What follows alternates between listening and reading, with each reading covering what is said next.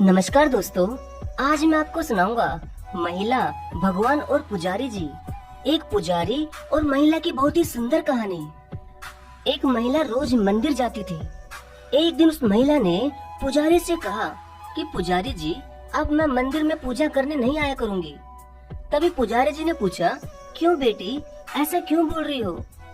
तब महिला ने कहा कि पुजारी जी, मैं कई बार रोज ही देखती हूँ कि लोग मंदिर में पूजा करने के बाद बहुत बातें करते हैं और कई औरतें तो अपने घर की भी परेशानी लेकर यही मंदिर में ही बैठ जाती हैं और वो सभी जोर जोर से हंस हंस कर बतलाती हैं और कई लोगों का तो फोन भी मंदिर में ही बजने लगता है।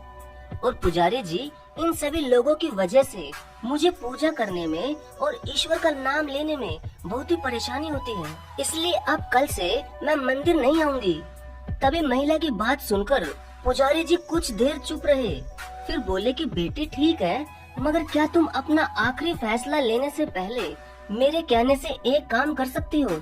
तो महिला ने कहा कि हाँ पुजारी जी, बोलिए क्या करना है।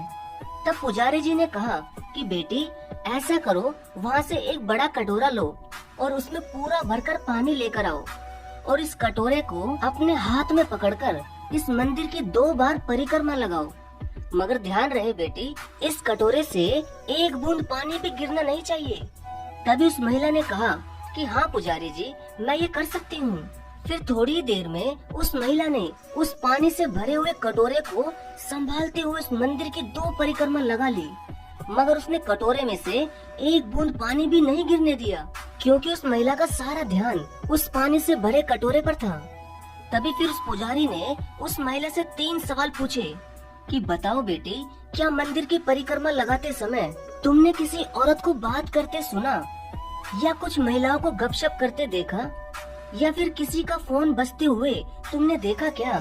तब वो महिला बोली कि नहीं पुजारी जी, मैं कैसे किसी की कोई बात सुन या देख सकती थी, क्योंकि मंदिर की परिक्रमा करते समय मेरा सारा ध्यान तो उस पानी के भरे हुए कटोरे पर था, इसलिए ना मैंने कुछ देखा और ना ही कुछ सुना। ये सब सुनकर पुजारी जी मुस्कुराते हुए बोले कि बेटी, जिस तरह तुमने पूरे ही ध्यान से उस पानी के भरे हुए कटोरे के साथ इस मंदिर की परिक्रमा लगाई है, ठीक उसी तरह तुम जब सुबह मंदिर आती हो तो तुम्हें अपने पूरे ध्यान के साथ उस ईश्वर की पूजा और भक्ति करनी चाहिए। फिर उस समय तुम्हें किसी की भी कोई भी बातें सुनाई नहीं देगी और न ही उस समय तुम्हें उस ईश्वर के सिवा कोई और दिखाई देगा। तभी पुजारी जी की ऐसी शिक्षा से उस महिला को बड़ा ही आनंद मिला और फिर अगले ही दिन से वो महिला उसी तरह ही पूरे ध्यान से उस ईश्वर की पूजा करने लगी।